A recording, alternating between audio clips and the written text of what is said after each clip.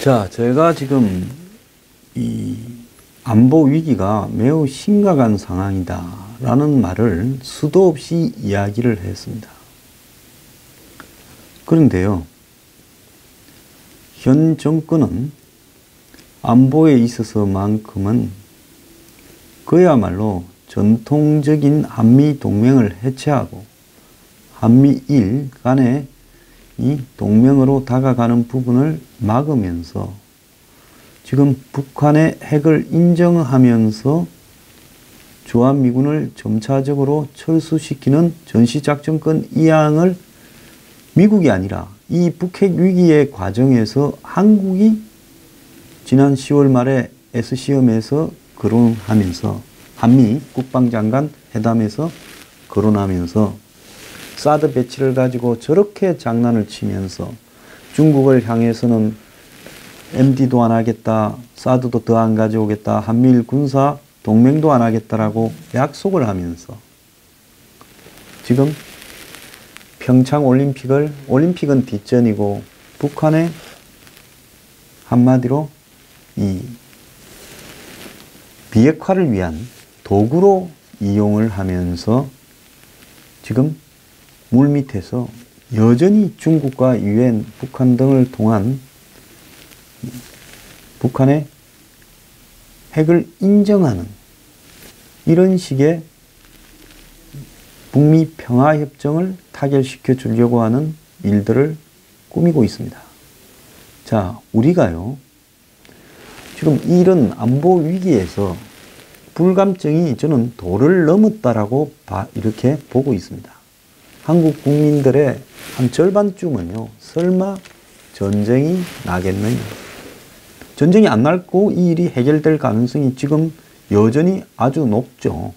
문제는 전쟁이 나고 안 나고가 중요한 게 아니라 이 일의 끝에 마무리가 한마디로 이 1973년에 파리 협정처럼 베트남 문제에 관한 미군의 철수로 끝나는 상황이 된다면 매우 우려스러운 일이 이후에 벌어질 수 있습니다.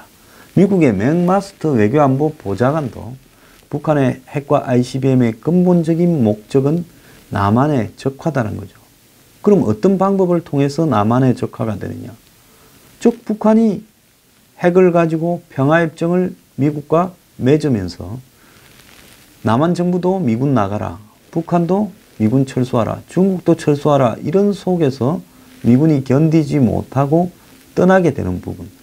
즉 북한의 핵을 인정해주면 ICBM이 없다 하더라도 북한이 스커드 미사일이나 노동 미사일에다가 핵을 달아서 남쪽으로 쏘면 한국에 있는 주한미군이 순식간에 몰살이 되는 상황이 벌어지는데, 평화협정을 체결한 상황에서 미군이 이 위험한 한국에 북한의 핵을 가지고 있는 상황에서 있을 수 있는가? ICBM이 없고요, 미군이 한국에 남아있다고 한번 생각해 보십시오. 그것은 주한미군이 한국에 있을 수 없는 조건을 이야기하는 겁니다. 그렇지 않습니까? 우리가 미국 본토는 안 쏘겠다. 근데 짧은 미사일은 갖고 오겠다. 그거 갖고 있지 마라 할 수 있어요? 그러면 한국도 전시작전권 이항해서 우리가 다 부리겠다. 너네들은 전시해도 지휘할 능력이 없다라고 이야기를 하고, 북한은 평화협정에서 이제 종전협정이 맺어졌으니까 우리 대사급 관계도 이렇게 맺고 전쟁은 끝난 상황이니까 미군이 왜 여기 있나 하고, 중국도 그렇게 할 거고, 근데 북한은 핵을 가지고 있고 짧은 미사일은 굉장히 많이 가지고 있고, 그러면 순식간에 한국을 향해서 쏘게 되면 미군이나 미국 사람도 죽게 되는 겁니다. 그러면 미국은 어떻게 하겠어요? 이제 이렇게 되면 결국은 우리가 여기서 말을 빼는 수밖에 없지 않냐. 지금 이 단계로 가기 위한, 그러니까 핵 보유를 인정하면서 평화협정으로 사실상 돌입하는 순간에 미국은 이 남한에 주한미군을 존재시키려고 해도 존재될 수가 없는 상황이 벌어질 수밖에 없다는 거죠. 물리적으로요. 북한이 지금 한국까지 노동이나 스커드 미사일을 가지고 한국 전역을 때리는데 5분, 10분도 안 걸릴 겁니다. 그럼 뭘 어떻게 대처하겠습니까? 그러면 3만 8천 명이나 되는 미군과 6천 명의 그 가족과 20만 명의 미국 사람이 한국에서 계속 있을 수가 있겠습니까? 그래서 이 지금 북한의 이 핵과 ICBM 위협은 궁극적으로 노리는 바가 주한미군의 철수에 의한 그 다음에 2단계의 남한의 공산화, 그리고 중국은 한반도 전역에 대한 중국의 지배권 획득이라는 부분을 노리고 있지요. 물론 그것이 순식간에 북한이 미군이 떠났다고 치고 내려오는 게 아니라 미군이 빠진 한국의 상황은 경제적으로도 현재와 같은 부를 누리지 못할 겁니다. 미군이 빠지고 나면요. 제가 부동산 좋아하는 한국 분들한테 한마디 드릴게요. 수도권의 집값은 3분의 1 이하로 떨어지게 될 겁니다. 집값의 가치가 무슨 의미가 있게 되겠습니까? 미군이 빠지고 나면 한국의 주식은 1000원 밑으로 코스피 지수가 떨어지게 될 겁니다. 외국 자본들이 다 빠져나갈 거고 한국에 있는 외국계 회사가 다 발을 빼게 될 겁니다. 그리고 미군이 한국에서 떠났다 하면 한미 관계가 이제 동맹이 해소된 상황이 벌어질 건데, 미국의 동맹이었다가 동맹에서 빠지면서 중국과 북한 편에 붙은 남한에 대해서 미국이 경제적으로 그냥 둘 거라고 보십니까? 이왕 발 뺀 김에 반쯤 죽이고 가겠다라고 할 거라 봅니다. 그게 국제관계의 냉엄한 현실입니다. 자, 그렇다면 지금 미국이 트럼프가 한국에 와서 국회에 연설했을 때 수만 명이 죽어가면서 지킨 땅이고, 그리고 북한이 지금 하고 있는 핵과 ICBM의 협박은 이 민주사회의 질서를 위배하는 부분이기 때문에 기어코 막겠다라는 의지를 현재 가지고 있어요. 자, 그렇다면 이 지금 북한의 핵과 ICBM 위협에서 우리가 손쉬운 방법으로 평화 반전을 선택하는 순간에 그 끝은 결국은 뭘로 귀결이 돼요? 미군 철수로 귀결이 되는 거고, 지금 좀 골치 아프고 고달프더라 하더라도 북한의 핵을 없애기 위한 장기 대치 과정에 돌입을 해야 된다는 겁니다. 그래서 제가 미국 국무부에서 어제 거론되고 있는 부분은 나토식으로 핵을 갖다 놓든가, 안 그러면 핵 잠수함이 핵을 탑재한 SSBN이라는 불리우는 미국의 전략 핵 잠수함이 한국 동해 해역에 항상 대기하고 있든가, 안 그러면 전략 B1B 같은 B-52 같은 전략 핵 폭격기들이 한국을 이렇게 항상 순찰을 돌든가, 이런 방식을 통해서 북한을 압박해 가야 되는데, 여기에서 가장 큰 문제는 한국이 그런 압박 전선에서 이탈을 한다는 겁니다. 자, 이것도 현 단계에서 미국의 압박 전술이고요. 자, 미국의 국방부는 이젠 도리가 없다. 해상 차단, 해상 봉쇄를 들어가고 공군력을 동원해서 북한을 계속 압박하는 거다. 그래서 오늘 아침에 여러 신문들에 보면 이 지금 일본에 있는 주요 기지들, 일본의 미군 기지가 한 7개가 있죠. 큰 게요. 그 외에도 또 여러 가지 비축 기지들도 있는데, 이런 기지에서 첨단 전력들이 다 결집이 되어서 북한의 도발 시에 즉각 반격을 하고 항시라도 한반도에 출두할 준비가 육해 공군이 일본에 다 갖추고 있다는 겁니다. 그래서 미국이요, 요즘 왜 주일 유엔 사령부라 하면 미국 사령부지요, 이걸 공개를 하는가 하면 이런 부분들을 통해서 한국 국민들 보고 지금 뭔가를 메시지를 던지고 있는 겁니다. 자, 그런데 나는 지난번에 대선에서 문재인 정권에 표를 던져서, 나는 고향이 호남이라서, 나는 한마디로 직장을 가지지 못하고 미래가 암울한 20대 40대고 보수라고 하면 혐오감이 들어서 나는 이 보수가 이야기하는 말은 콩으로 매주를 썬다고 하더라도 믿지 않는다. 자, 보수 진보 아무것도 아닙니다. 당신이 보드 피플이 된다면 이거는 아무런 의미도 없는 이야기예요. 자, 제가 이야기를 하지 않았습니까? 미국이 한국을 떠나거나, 안 그러면 북한이 한국의 수도권을, 서울이나 수도권에 장사포나 방사포를 몇 발 쏘는 순간에, 안 그러면 로켓이라도 한 발 미사일이라도 쏘는 순간에 한국의 서울 집값은, 수도권 집값은 그야말로 똥값이 되어버린다는 겁니다. 그렇게 투기하고 모은 돈의 가치도 의미가 없어지고요.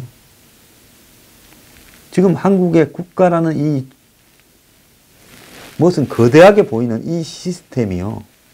제가 볼 때 미국이 없다라고 산정을 하고 북한이 도발을 하면 이 국가 시스템이 유지되면서 북한을 막아낼 수 있는 체제가 6.25 때만큼이라도 가동될 수 있겠는가에 대해서 저는 기본적인 의문을 가집니다. 6.25 때 한번 보세요.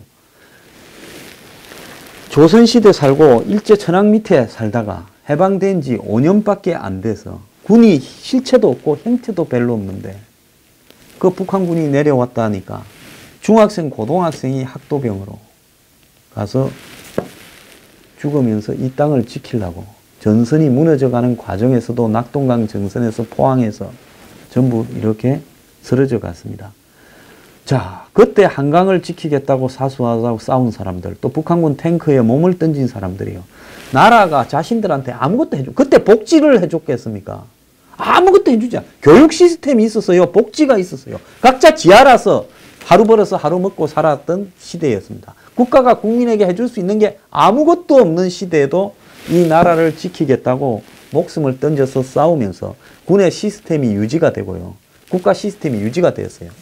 지금 북한이 미국이 빠진 상황에서 이렇게 남침을 한다고 하면, 남한을 공격한다면 국가 시스템이 유지될 거라고 보십니까? 아마 청와대나 더불어민주당에 있는 사람들은 곧바로 북한에 평화 제안을 하면서 한국의 종북 좌파들이 완장차고 등장하겠죠. 환영 깃발을 들고요. 그리고는 평화 협상 제안을 할 겁니다. 싸우지 말자. 월남이 망할 때 대통령 2명이 던지고 도망을 가고 마지막 남은 대통령은 월남군 탱크가 북한의 이 사이공에 대통령 궁으로 들어올 때까지도 평화 협상을 한다고 이 베트콩들을 동원해서 저쪽에 협상을 넣고 있었습니다. 나중에 곧바로 체포되어 가지고 갇혔죠. 자, 제가 드리고 싶은 말씀은 국민들의 정치 의식은 진보일 수도 있고 보수일 수도 있고요. 그리고 또 자신의 이해관계에 따라서 경제적이거나 사회복지적 시각에서 어떤 특정한 이념을 아주 안 좋게 바라볼 수도 있습니다. 그런데 안보 문제에 있어서만큼은 그렇게 봐서는 안 되는 겁니다. 그리고 보수 진영에 있다는 수많은 사람들한테도 제가 하고 싶은 이야기는요. 어제 제가요. 트럼프와 미국 국방국무부가 현재 어떻게 이 북한 대응 플랜을 짜고 있고 한국의 정권에 대해서 어떻게 보는가 하는 뉴스 브리핑 내용을 어제 했는데요. 2만 명 봤습니다. 제가 정말로 좀 많이 보라고 긴급 입수라고 해가지고도 올렸는데요. 제가 일부러 붉은 글로 제목 안 달고 굵게 안 답니다. 저는 이 조회수 올리거나 이런 부분에 대해서 마치 상업적으로 유튜브를 이용한다거나 이런 것이 싫어서요. 제목도 주변에 우리도 제목을 벌겋게 달고 편집을 해서 좀 자극적으로 하자. 제목 자극적으로 안 달려고 노력하고 있고 또 글자체 편집이나 이런 부분도 그렇게 안 하려고 노력을 하고 있습니다. 왜? 대중을 그렇게 우매하게 선동하는 식으로 끌고 가서는 안 된다고 보기 때문이죠. 자, 미국이 북한을 폭격하면 이런 데 수십만 명이 보는데요. 자, 제가 대중들한테 이야기를 드립니다. 정말로요. 진짜로 안보의 위기의 핵심은요. 문재인 정권도 아니고 김정은도 아닙니다. 대한민국 국민들의 안보 불감증이자 안보에 대한 의식이라는 겁니다. 보수에 있는 사람들도요. 여기에 별 다르지 않습니다. 누구 살리자. 누구 살리면 안보가 지켜집니까? 안보가 그 사람 때는 위태롭지 않았습니까? 한국당 지지하자. 한국당 지지하면 안보가 지켜집니까? 자, 이 사람들요. 홍진호 끝까지 규명하겠다. 10명을 선장을 카메라에 세워라. 세웠습니까? JSA 기순병 의혹을 끝까지 제기를 했습니까? 뭘 하나를 물고 끝까지 가는 것을 본 적이 없어요. 어제 홍준표 대표 좌파 강풍 오래 안 간다. 무슨 주사파 무슨 뭐 정권 어쩌고 했지만은 딱 그것뿐입니다. 그거 말고 가끔씩 빈정거리는 거 말고 뭘 하느냐입니다. 제가 어제 말한 내용 중에 미국의 정부가 한국에 희망이 없다라고 보는 많은 이유 중에 하나는 정권은 포기한 지 오래됐고 야당이라도 보수 야당이라도 보수 세력이라도 어딘가에 한마디로 미국이 시간을 좀 끌어주면 이 세력들이 정신을 차려가지고 지지율을 높여서 지금 북해 안보 위협에 대해서 적어도 미국과의 동맹관계를 강화하면서 나토식 핵을 갖다가 이렇게 두는 문제나 더 나아가서 군사적으로 동맹을 강화해서 압박을 지속해가는 문제나 이런 부분에 있어서 희망이 보여야 되는데 전부 이렇게 정권이 마음대로 휘젓고 다니는데도 말뿐이라는 겁니다. 그러니 야당이 과연 정권을 교체할 수 있겠는가?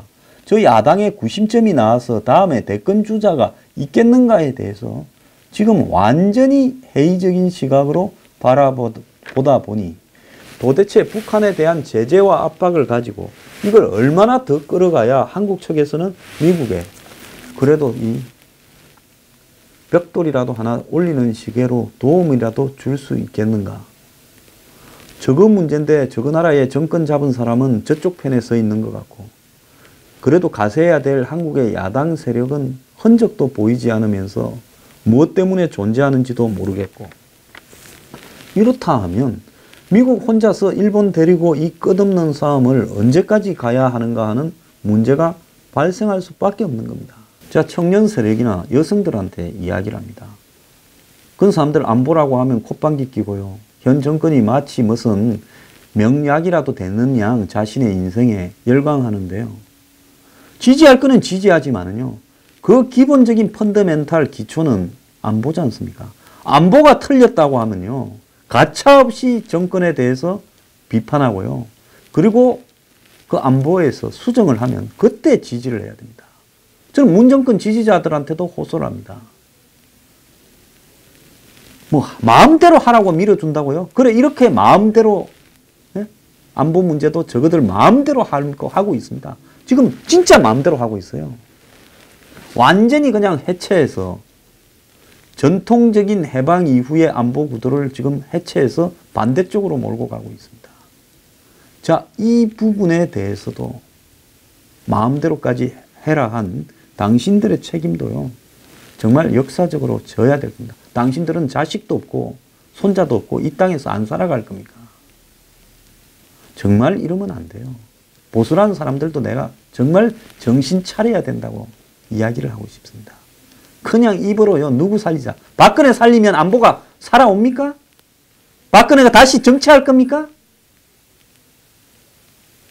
한국당 지지하면 한국당이 희망이 보일 거라고 봐요?